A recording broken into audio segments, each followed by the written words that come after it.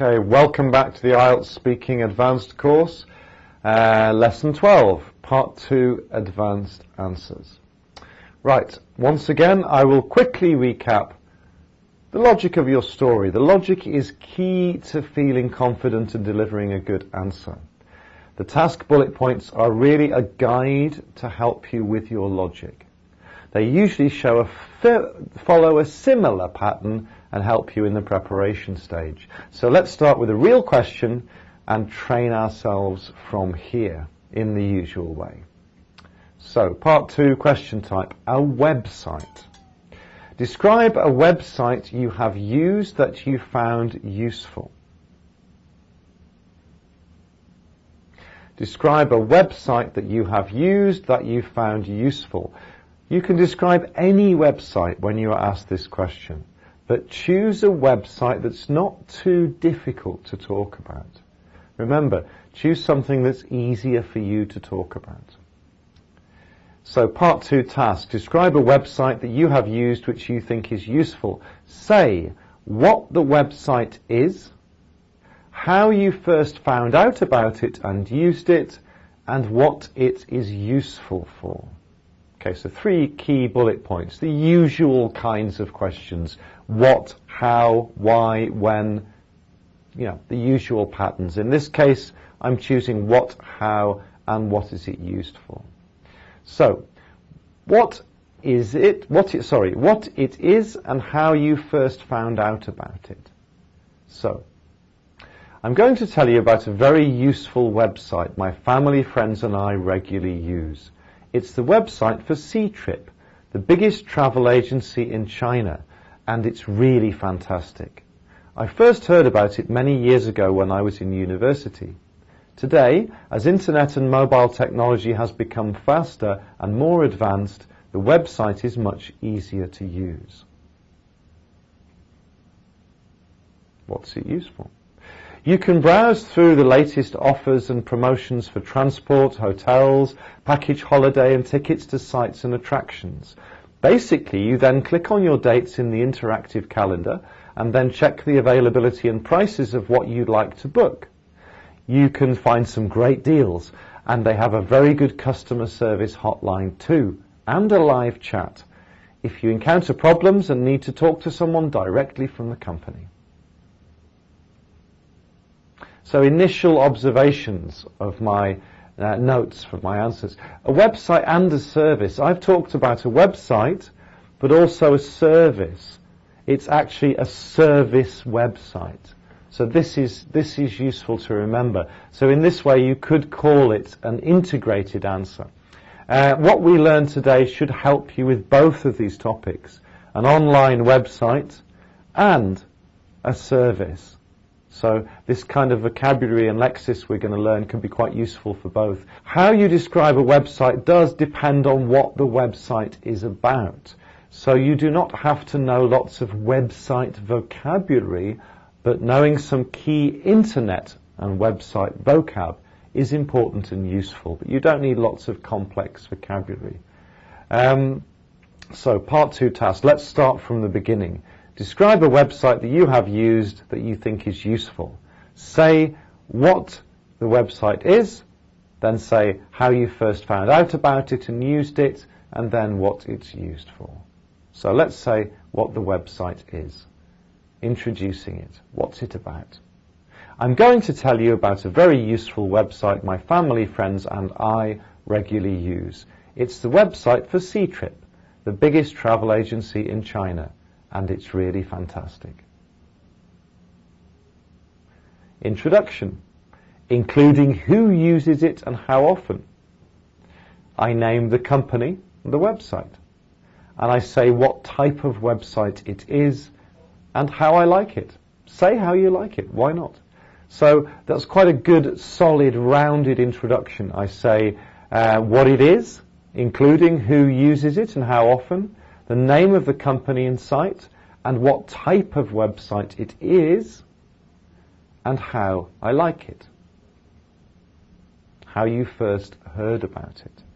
I first heard about it many years ago when I was in university.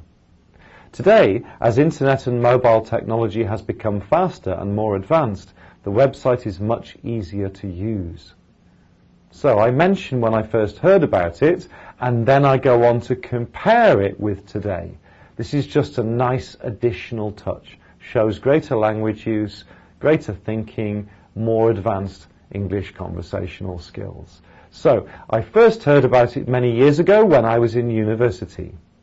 Today, as internet and mobile technology has become faster and more advanced, the website is much easier to use. So there's two parts to my answer, as I mentioned, and it's an advanced way of introducing your experience. I first heard about it many years ago when I was in university. Today, as internet and mobile technology has become faster and more advanced, the website is much easier to use. I first heard about it many years ago when I was in. Time and place. Time phrase, past tense, place phrase. Today, it has become faster and more advanced. Today, noun, present perfect, because something from the past to now has become faster and more advanced, comparative adjective. So use these structures again. You can use these structures in any answer about many different types of things. I first heard about it many years ago when I was living in Spain. I first heard about it many years ago when I first moved to Beijing. I first heard about it many years ago plus past simple place. Today, it has become faster and more advanced. Today, it has become more efficient and cheaper, etc., etc. Today plus present perfect plus comparative adjective. A nice two-pronged structure here for an advanced answer. When you first experienced it, there's also other phrases you can learn. I first heard about it in around 1993 when I was studying in Spain. So preposition phrases of time plus a past continuous here. In around 1993 when I was studying in Spain. I first encountered this. Remember, I first heard, past simple. I first heard about this. I first encountered, past simple. This about 5 years ago when I was living in Xi'an. I first encountered this about 5 years ago when I was living in Xi'an. My first experience of this, nice phrase, my first experience of this was when I was on holiday in the summer of 1997, I think. My first experience of this, notice we say, was when I was on holiday. We're using was in two ways here. The second way is because we're constructing a past continuous. The first way is because the first experience was past simple of the verb to be. My first experience of this was when I was on holiday. So learn this structure. My first experience of this was when I was on holiday in the summer of 1997, I think. These are great native speaker constructions because you're showing you can use prepositions of time correctly with time, with past simple, knowing when to use a past continuous when necessary, knowing when to use a past simple when necessary, putting them together into native sounding sentences which are grammatically correct and answer the question spot on, giving extra information. So, 2, comparison with today. Mine is quite brief. You don't need to say it, but it shows more language. Today, as internet and mobile technology has become faster and more advanced, the website is much easier to use. So the structure here, I'm repeating it for you because I'd like you to use it. Today plus noun plus present perfect plus your comparatives there. A brief general description, the past compared to today in one nice high-scoring sentence. Comparison with today examples. I first discovered the game of basketball when I was a child. I first discovered the game of basketball when I was a child. Recently, it has become a lot more popular in China. In recent years, it has really taken off in my country. Now, it has become less common because everyone prefers basketball. Today, it has become much easier to play because the sports facilities in university are much better. So your statement plus just a few examples of any kind of comparative statement there about how something has become something in the future. Especially for technology, we can use a very short comparison because technology is always changing. I first used a mobile phone when I was 15 years old. Today, they have become much more sophisticated. Nowadays, they've become a lot more compact. In recent years, they have become much more attractive. Recently, they have become increasingly popular. Why do I say they?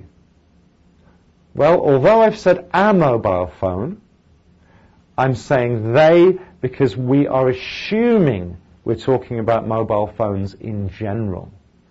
But be careful here. A note about technology and articles, the and they. So most people use a smartphone app for personal banking. Most people use smartphone apps for personal banking. Now actually, whichever you choose, you can actually say they for both. But, to be, like in the previous example, but to be careful here, I would advise this. Whichever you use, you must follow correctly by saying they or it. Just get into the habit of agreeing with by number. It's amazingly handy, an app. So if you say a smartphone app, it's best to say it. It's amazingly handy. If you say smartphone apps, it's best to then follow up with your next sentence with they. They have become incredibly useful. They have become really user-friendly. Now, in the previous slide, I do mention that you can say they, even though you said a mobile phone. Yes, you can. But make sure you're confident about when you can say this, when you really know you're talking about the object in general. In this slide, I'm saying you could actually just play it safe and make everything agree. So when you say a smartphone app, your next sentence, make it, it's amazingly handy. It's amazingly useful. When you say smartphone apps, keep to the number. They have become incredibly useful. So, a note on technology and articles continued. Android phones are more affordable today. They are also quite versatile. The Android phone is quite affordable today. So we can actually say this. The Android phone in general is quite affordable today. It's also quite versatile. We use it because we've said the or the. Make sure whichever you choose to use, the singular or the plural, for known pieces of technology, that your sentences are parallel. Your pronouns and articles and verbs agree and they reference each other correctly. Again, you'll score or you'll lose marks for doing this nicely and correctly. Let's read and listen to this again. Describe a website that you've used that you think is useful. Say what the website is, how you first found out about it and used it, and what's it useful for. Listen to my pronunciation, my pausing, my sentence stress here. I'm going to tell you about a very useful website my family, friends and I regularly use. It's the website for Ctrip, the biggest travel agency in China, and it's really fantastic. I first heard about it many years ago when I was in university. Today, as internet and mobile technology has become faster and more advanced, the website is much easier to use. So now let's move on to talk about what it is used for. List and count the things you can do on my website that I mention. You can browse the latest offers and promotions for transport, hotels, package holidays, and tickets to sites and attractions. Basically, you can click on the dates in the interactive calendar and then check the availability and prices of what you'd like to book. You can find some great deals, and they have a very good customer service hotline too. And a live chat. If you encounter problems, you can talk to someone directly from the company. Listen again. You can browse the latest offers and promotions for transport, hotels, package holidays and tickets to sites and attractions. Basically, you can click on your dates in the interactive calendar and then check the availability and prices of what you'd like to book. You can find some great deals, and they have a very good customer service hotline too, and a live chat. If you encounter problems, you can talk to someone directly from the company. So, list the things you can do, people can do. You can browse the latest offers and promotions. You can click on the dates in the interactive calendar. You can find some great deals. You can talk to someone directly from the company. Again, look at these phrases. You could use these to talk about many, many, many types of service websites. So memorize them, use them, put them into different contexts and know how to use them correctly. They're good native speaker phrases that will get you high scores in all the fields. Topic-specific vocabulary. You can see we have some topic-specific vocabulary creeping in here, as it tends to more in part 2 and 3. Elaborate, add detail. You can browse the latest offers and promotions for transport, hotels, package holidays, and tickets to sites and attractions. It's simple vocabulary, but it's correct and used very nicely. Basically, you can click on the dates in the interactive calendar. Then check the availability and prices of what you'd like to book. Hear the logic, and then check the availability and prices of what you'd like to book. Expressions to describe services. First conditional structures can be used to describe services. They have a very good customer service hotline too, and a live chat. If you encounter problems, you can talk to someone directly from the company. If you encounter problems, you can talk to someone directly from the company. If you have a problem, you can complain to the management. They are really efficient. If you don't like the product, you can get your money back. If you fail the online test, you can resit it at any time. If you can't find what you want online, you can call them. If you make a mistake, you can go back to correct it. Describing a website or app, or describing websites or apps. It's really handy, useful, convenient. It's a very informative website. It's a predominantly educational site. It's a really efficient way to book holidays. It's an excellent method of communicating with friends.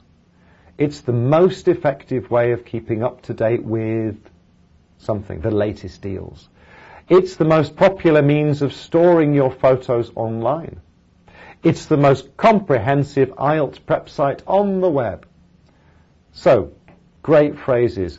It's really handy, useful, convenient. It's a very informative website.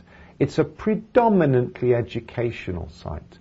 It's a really efficient way to book holidays. It's an excellent method of communicating with friends. It's the most effective way of keeping up to date. Notice after most of these phrases we have ing, efficient way to book, but an excellent method of communicating. So remember which structures are followed by the verb infinitive and which are followed by ing.